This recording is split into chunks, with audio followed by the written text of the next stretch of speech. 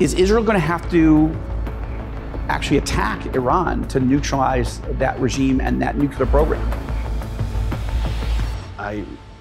On November 5th, Israeli Prime Minister Benjamin Netanyahu announced that he was appointing Gideon Sa'ar as his new foreign minister. 2 days later, Sa'ar was sworn in, and he immediately hit the ground running, dealing with crises all over the region and all over the world. Enormously experienced, Sa'ar has previously served as Israel's justice minister, education minister, interior minister, and even as deputy prime minister. Now, I've known Sa'ar and been friends with him for about 18 years. I wonder what he is doing. Why has he just rejoined the Netanyahu government when he had some serious criticisms of Netanyahu? What is his take on the Iran nuclear threat and on the war against Hezbollah and Hamas? And how does he view the future of U.S.-Israel relations if Trump takes over? And so I texted him and I said, hey, Gideon, would you be interested in coming back on the Rosenberg Report? And he immediately texted back to say yes, and his staff and I began working on the details. Now, what I did not know at that moment, but he did, was that just a few hours later, he would be named Israel's main diplomat and chief spokesman as foreign minister. So let's get right to it. Foreign Minister Gideon Sa'ar, in his first interview with any American or Israeli news outlet, he turned to the Rosenberg Report. You're the foreign minister of Israel now. It's a hugely important position at maybe the most dangerous moment in Israel's modern history in terms of the avalanche of lies that are being told, not only in foreign media, but in foreign government. So first of all, as a friend, congratulations to you. Thank you, Joel. It's good to see you here. When the prime minister offered you this position, what are the top goals and objectives that he wanted you to focus on? Well, we are all, we see eye to eye. Number one issue is Iran, and number one issue on Iran is avoiding Iran get nuclear weapons. And that's number one priority. And of course, there were all the issues of the war in Lebanon and Gaza. And I rejoined the government. Right. I was a member in the government in the first 6 months. You were a minister, then you left the government. I had some differences because I thought that decisive actions should come earlier, and I resigned on March, but I came back after a series of sessions with the Prime Minister when I realized that we see eye to eye. Most of what happened in Lebanon, for example, happened on September, October. And I thought it should be earlier, but that's history. Okay. It's not important. The move I did at the end of September, and on my first day, we already were deciding to enter to Lebanon, our troops, and on the first day. And also on the second day, we had the attack from Iran, and we started consultations on how to retaliate. Is Israel going to have to actually attack Iran to neutralize that regime and that nuclear program? The most important thing is that we should be decisive, avoiding Iran getting nuclear weapons. This is a commitment. This is a commitment needed for the future of this country.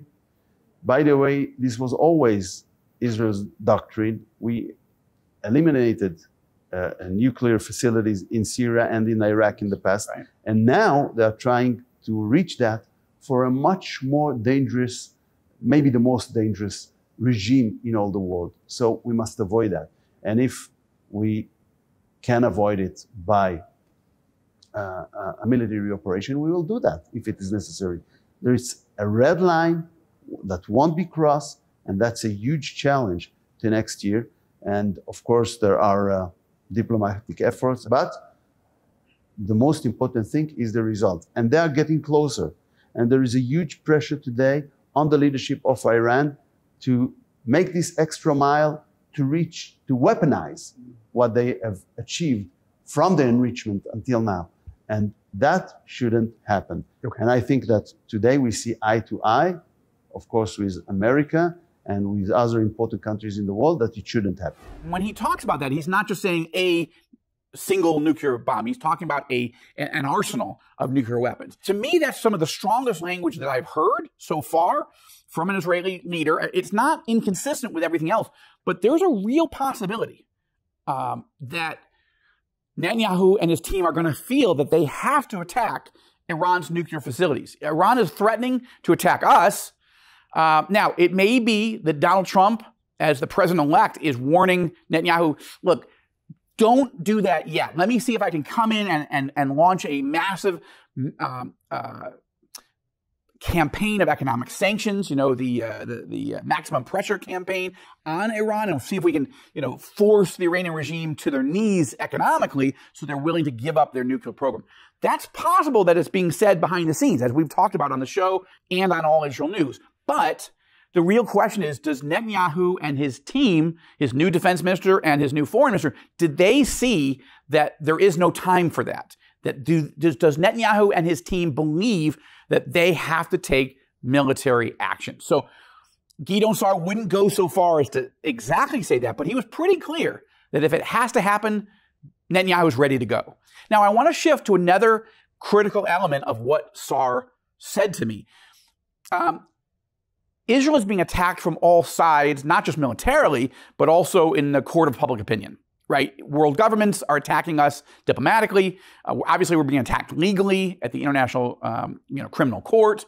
And of course, so much of the mainstream media is just dumping an avalanche of lies on Israel and the Jewish people. So as the new foreign minister, Gideon Sa'ar is the chief spokesman for the country, both diplomatically, but also he has a real opportunity to impact how the media views Israel and reports on Israel. And so I asked Gideon Sa'ar specifically, what does he want to do to engage the Christian community, the pro-Israel Christian community, to do more to stand with Israel, to better understand the avalanche of lies being dumped upon Israel, and what the foreign ministry under Gideon Sa'ar's new leadership, what will they do differently? How will they engage the Christian community? But first, I want to say that in Israel's darkest hour, a lot of people are asking me, how can we help? How can we support Israel in its time of greatest need and be part of that biblical mandate found in Genesis chapter 12, verse 3, where God is speaking of blessing those who bless the people of Israel, the descendants of Abraham, Isaac, and Jacob. Well, a great way to do it is to partner with our sponsor of today's edition of the Rosenberg Report, ARTSA.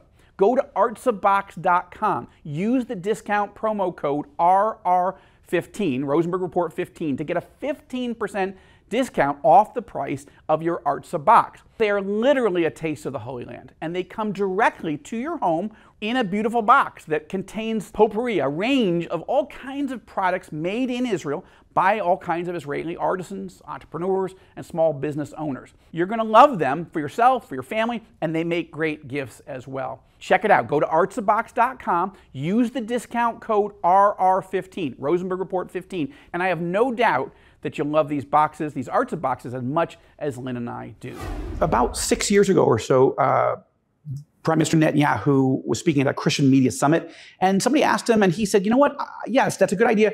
I would love to appoint an ambassador specifically to the Christian world. Isn't it time to have an emissary of your government to the Christian world? Yes. Are you volunteering? Or? Are you appointing? Well, actually, I am in a position to appoint, and I think it's a great idea. Yeah, I think I'm going to do it. Thank you. Hi, Prime Minister. I'm Catalin from Romania. I just made a note for myself. Yeah.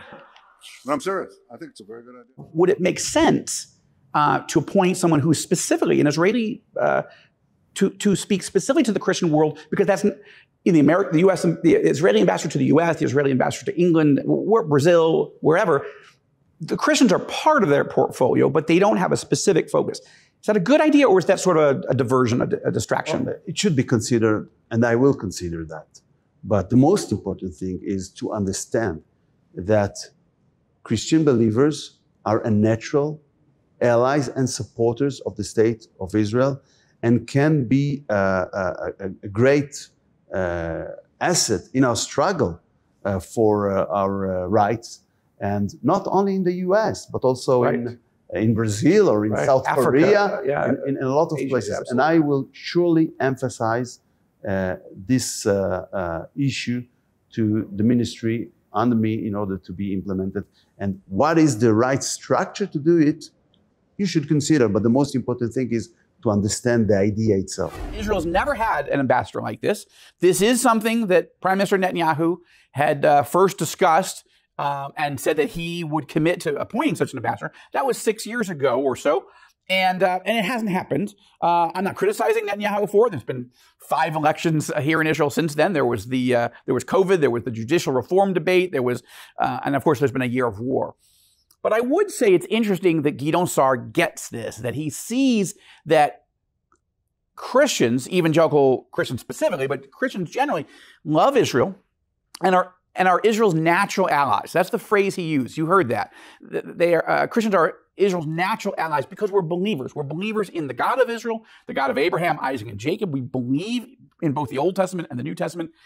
And we really understand and believe theologically God's love and plan for Israel and the Jewish people. It's not a political position. It has political implications, but it's not primarily coming out of our partisan political nature. No, this is coming from our theological understanding of who God is based on the Bible.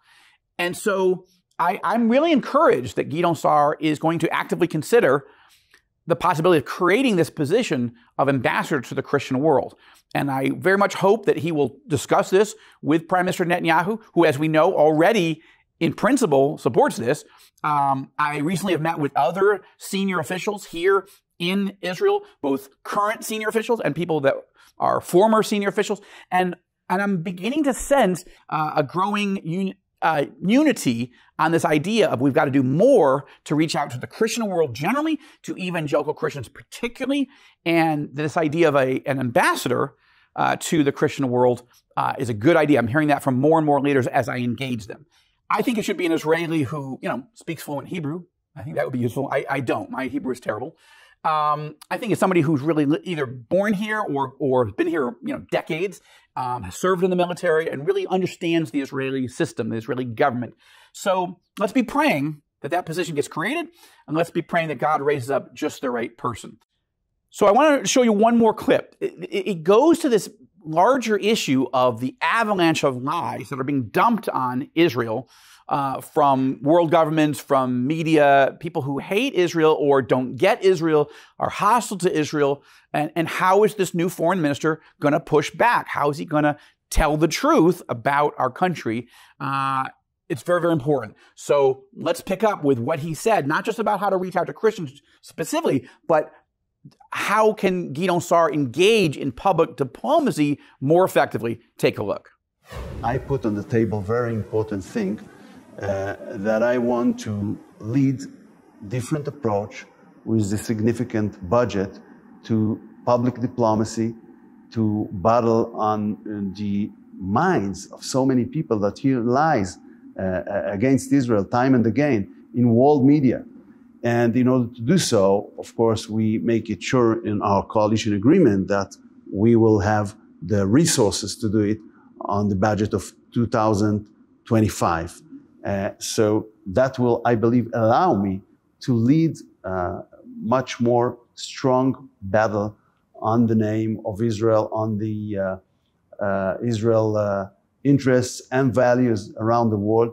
And this is one of the tasks. So it's not only diplomatic work, which is crucial always, but also this work in world media, social net, because when you have public opinion against you in a democracy, in a Western democracies, it's hard for leaders to work against it. So we have this problem in some of the countries in Europe. The leadership want to go, but the public opinion influenced by the media and the social is somewhere else. So we have to close this gap, and we will have to work, and that's a core issue for Israel, not only in this war, but as a consistent thing.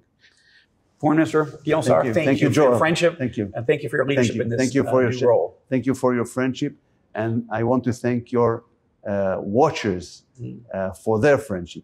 to Israel and to the people of Israel. God bless you. We're praying for you. Thank you so much. Appreciate it. Gideon Sa'ar, new foreign minister, got a promise from Prime Minister Netanyahu to get a large infusion of additional budgetary authority. He has more resources now to work with, about $145 million, which is a lot of money in the Israeli system, to engage in public diplomacy, to develop within the foreign ministry more efforts, more creative efforts to fight against the avalanche of lies and to defend the nation of Israel from this type of slander and just terrible things that people are saying against us. Now, we're not going to persuade everybody, but we've got to be better as a nation defending ourselves.